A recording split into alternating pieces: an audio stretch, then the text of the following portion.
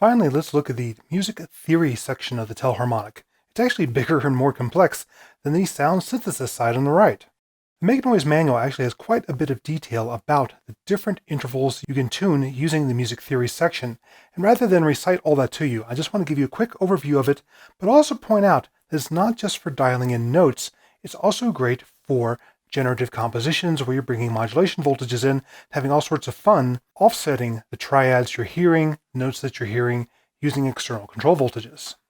Now, the simplest part of the music theory section is tonic. That's basically your 1 volt per octave input and your master tune. If I go into drone mode on the Moog, bring in some of the Moog in the mix, take out the modulation so it's a pure tone. This is your pitch that you decide against your other oscillators.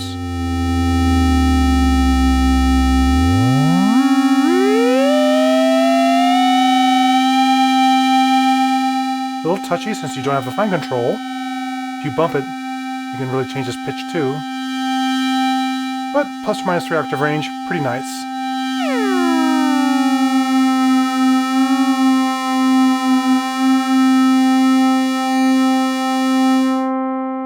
Degree is a semitone offset for tonic. Now, have you ever done the sequencing sequencers trick where one sequencer is doing key changes or other note offsets while the first sequencer is playing your notes? That's what degree is great for. You can use the knob to go ahead and just give you a quick quantized semitone offset to your master tune, which is great because that's so touchy. I don't like to play with that.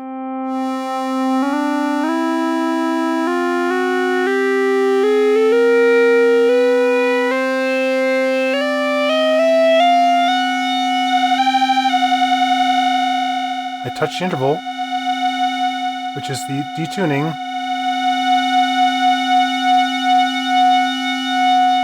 I'll get back to you in a second.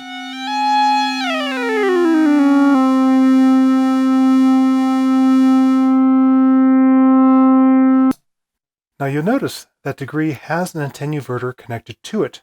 That makes it easier to use an external control voltage, such as LFOs, as opposed to, say, a sequencer or a keyboard.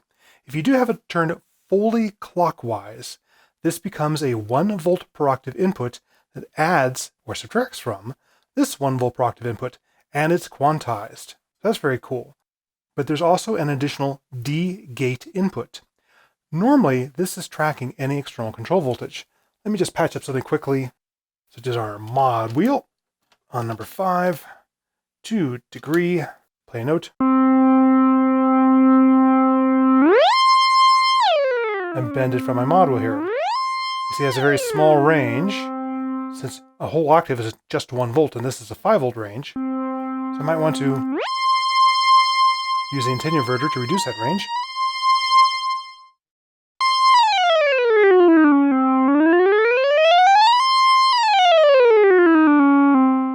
But you hear that normally it's tracking every change of that control voltage. I also put on something like an LFO and drone it. You hear it constantly changing there. Kind of annoying. Well, what D-gate does is it acts like a track and hold. While it's high, which is its default, it says always track the incoming control voltage. When it goes low, it says, okay, hold whatever that last value was. So I'm going to go ahead and use a couple sliders here as demonstrators for what that means. My first slider here is on output number 6. So I take number 6 and bring it to my D-gate input here. Go ahead and drone this. You hear right now that it's holding because this voltage is low. When I take this voltage high, it tracks it. When I go low, it freezes wherever I cross that threshold.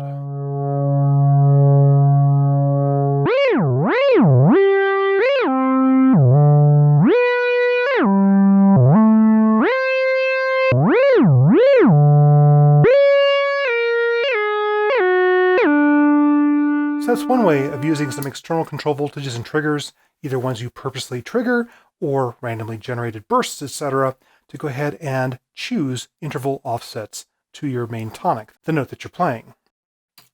However, the real fun is in this interval section. This is where it takes the 2 algorithms that have 3-voice polyphony, harmonic mode, and the phase modulation synthesis mode, and forms different triads as you offset interval. This position, which the manual says is 3 o'clock, well, it's 2 o'clock on my particular unit, is unison. But as I go off of it, you'll hear it start to detune from unison. That alone gives you a nice 3 VCO detune sound until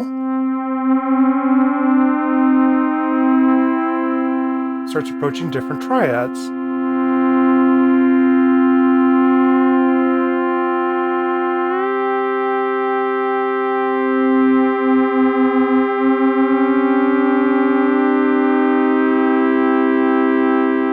Now, interval and degree interact. It's not just a simple addition, but you'll actually go through these scales properly.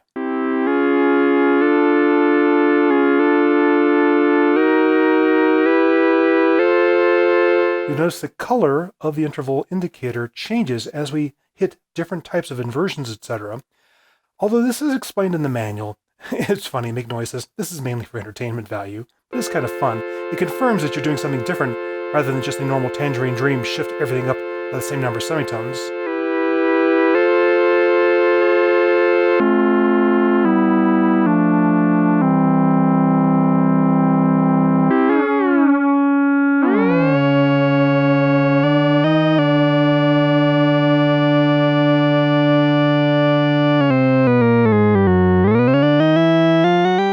That's just tracking octaves here.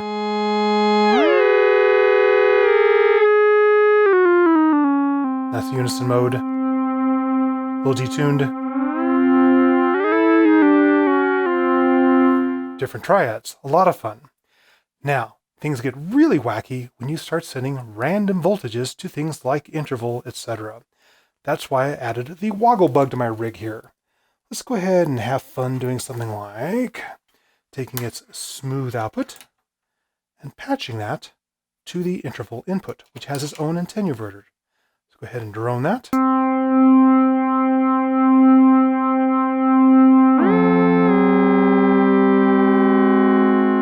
And as the smooth output changes, you'll hear the detuning change.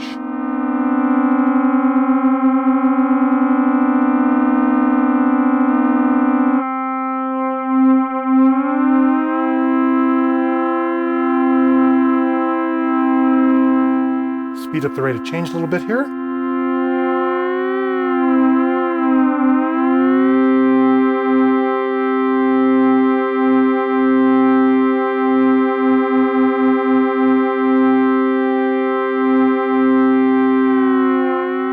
Now the Wogglebug has other outputs that are in time with these random burst gates and also the stepped and smooth output. For example, I'll take the woggle output and use it to play around with my centroid on this phase modulation algorithm.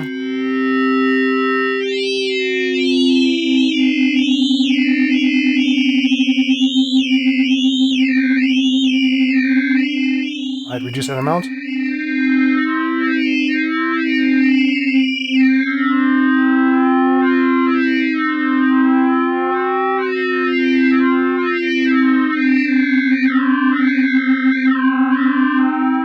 And just for more interest, I'll take the stepped output and run that into my flux.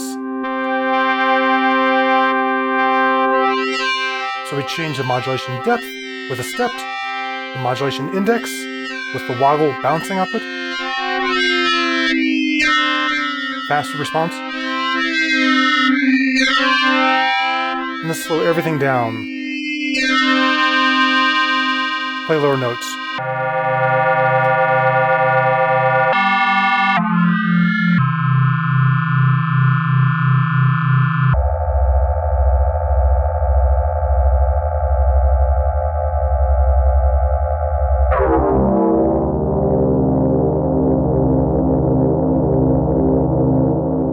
So you can see where the combination of either purposeful inputs from you, or from random sources, or from sequencers can create quite a fun algorithmic system-type generative sound with the tELHARMONIC.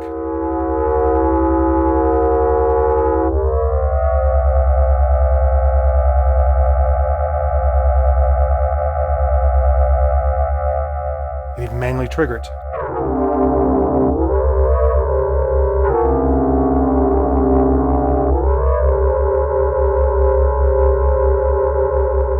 So that's the Make Noise tELHARMONIC, programmed by Tom Erb of SoundHack. It was a module requested by my lovely Patreon patrons. I'm happy to finally get a chance to explain it to them, and hopefully this breakdown will make it much easier for you to put it to use.